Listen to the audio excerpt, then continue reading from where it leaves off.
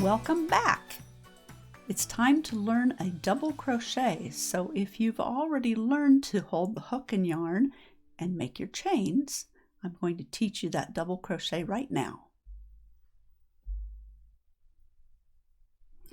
Here I've started with 10 chains, and I'm going to work the double crochet into those chains. Now the double crochet is taller than the single crochet, so it has some extra steps in it. If you remember, in the single crochet we worked in the second chain from the hook. In a double crochet we're going to work in the fourth chain from the hook, so we'll be way over here. And to start a double crochet, we yarn over the hook before we insert the hook in the chain or the stitch. So we'll double check those chains. We've got 3 here that we're skipping, and these 3 skip chains will count as the first double crochet. So here's our 4th chain, and we're going to insert our hook in that chain, and I like to go under the back bump, the back loop, and the back bump. So that makes it a little bit stronger. So we insert our hook, we yarn over and pull up a loop. So you can see we have 3 loops on the hook, which is different than a single crochet. Now we're going to yarn over and pull through the first 2 loops. Now we have 2 loops, and we'll yarn over and pull through the last 2 loops. See how much taller this double crochet is than the single crochets we worked?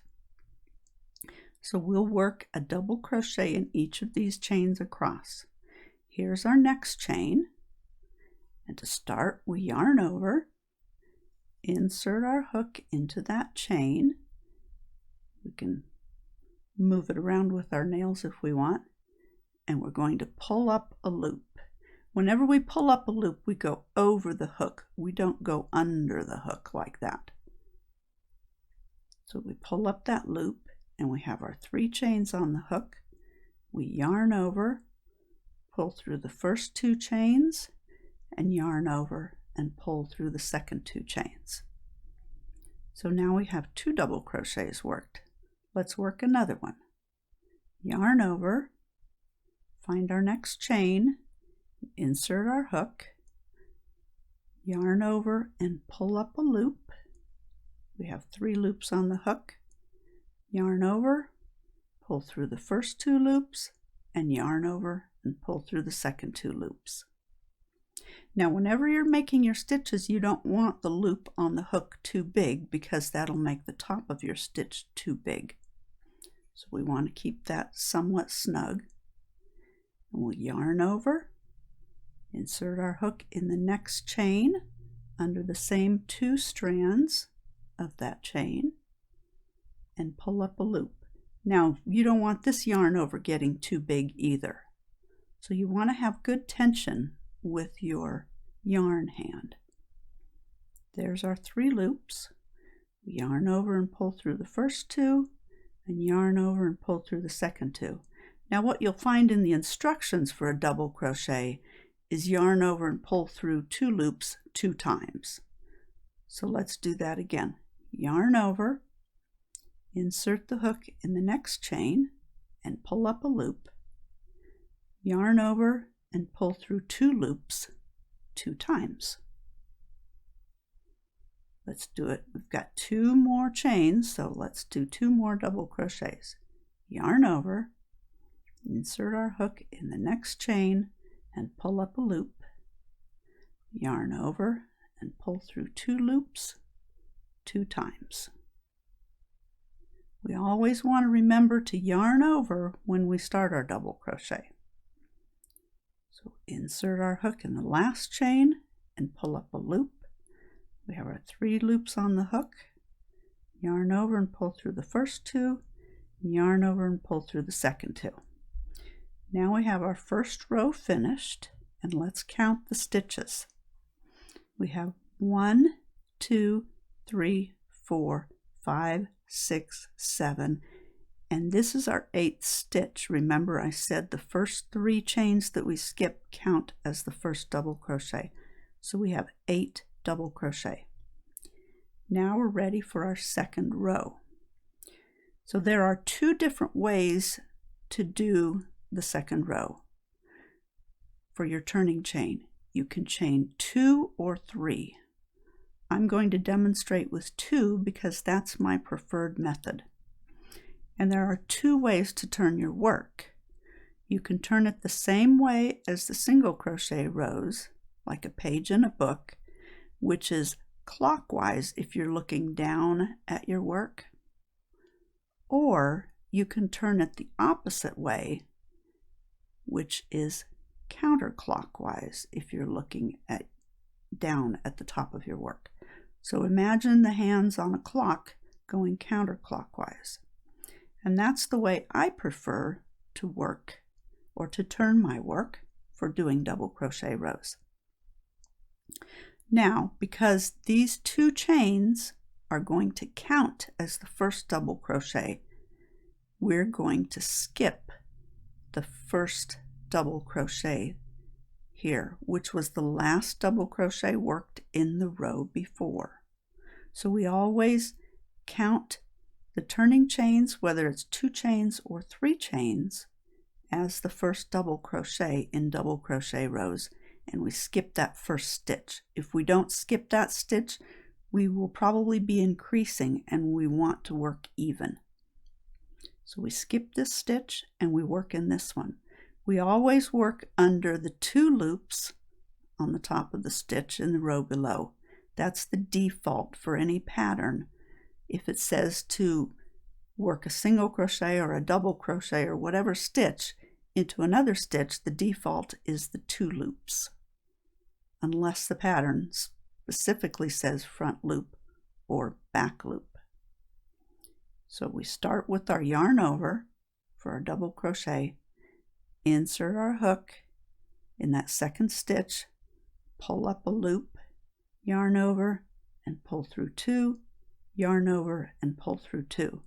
And we're going to work 1 double crochet in each stitch across the row. We don't want to skip any stitches, and we don't want to work twice in any stitches. We want to work 1 stitch in each double crochet across for working even. We're not going to get into increases and decreases today. We're going to work even. Okay, I've just worked into my last double crochet, but these 3 chains count as my first double crochet, so I need to work my last stitch into those chains. We always look for the top chain, whether it's chain 2 or chain 3. This happens to be 3 because we skipped 3 chains. And we always look for 2 strands to insert our hook into, because if we go into 1 strand, we're going to stretch that chain, and we don't want it stretched. That'll create more of a hole. So we go under these 2 strands to work our last double crochet of that row. Now let's count the stitches in the second row. We have 1, 2, 3, 4, 5, 6, 7, and our turning chain is 8. So we have the same number of stitches across. We can count them down here if we want. We have 1, 2, 3, 4, 5, 6, 7, 8. Let's do another row. Let's do a chain 3 this time. And we'll turn. I'm going to turn the same way, counterclockwise, and start my first double crochet in the second stitch. We always skip this one because those chains count as the first double crochet. So we work our stitches nice and even. We don't want to have some large double crochets and some small double crochets. We want to have even stitches all the way across. And we want to work 1 stitch in each double crochet across the row. This is something that takes some practice, just like everything else in crochet. And now we get to the end of the row. I chain 2 on this row, So I'm going to insert my hook in the top chain, which is the second chain, under 2 loops, pull up my loop, yarn over and pull through 2 twice. So there's the 3rd row. Let's count those stitches and make sure. Whenever you're learning to do something, you want to count your stitches and make sure you haven't increased or decreased. So we have 1, 2, 3, 4, 5, 6, 7, 8. Now let me show you. I've made some swatches and I'd like to show you the difference. I think I can fit all 4 of these in here, and I'd like to show you the difference between chaining 2 or chaining 3 and turning clockwise or counterclockwise. So each of these swatches is done slightly differently. These 2 swatches are chain 3 turn, and these 2 swatches are chain 2 turn. This swatch I turned counterclockwise, and this swatch I turned clockwise. You can see the large holes or gaps at the beginning of the rows on these chain 3 turn swatches.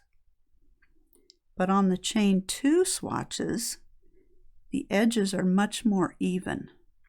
So I want you to play around with chain 2 turn or chain 3 turn and see what works best for you. Also play around with turning clockwise or counterclockwise. This swatch was clockwise and this was counterclockwise. So let me show that to you again, the clockwise and the counterclockwise.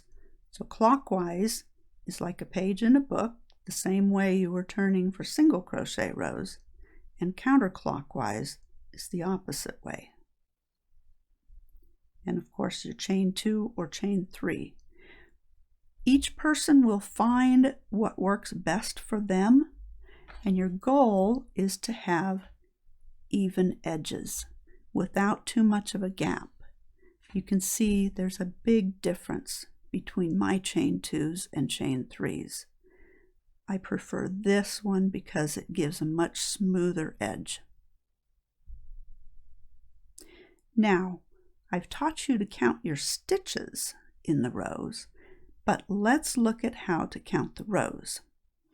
We have 1, 2, 3, 4, 5, 6. This is the front of the double crochet stitches, and this is the back of those stitches. They have a much different makeup on the front and the back. The loops lay differently. So being able to count your rows is important in working a pattern, and being able to count your stitches is important also. I'd like to give you a little tip if you're having trouble finding where to work your last stitch in the row. Let's take a look at our swatch here. Whenever you are working your next row and you get to the end of the row, sometimes for beginners it's hard to know where to work that last stitch. So after you work your first double crochet in the row, I want you to pause and look at your work. Here's the top of your first double crochet. So this is the top of your chains. Go ahead and put a stitch marker right there in the top of that chain, and when you get back on your next row, you'll be able to work your last stitch in that top chain. So you won't inadvertently decrease the number of stitches. You also want to count your stitches at the end of each row until you're very comfortable on knowing where to work your first stitch and your last stitch. I hope you've enjoyed learning to do the double crochet stitch. I'd like you to practice this until you feel very comfortable with it. It is different than the single crochet, and the double crochet is used a lot in patterns, so you're going to want to learn it and practice it and get good at it. I hope you've enjoyed watching this video. If you like it, hit the like button and subscribe to my channel if you'd like to see future videos. Thanks for watching and happy crocheting to all of you. Have you already learned how to hold your hook and your yarn? And you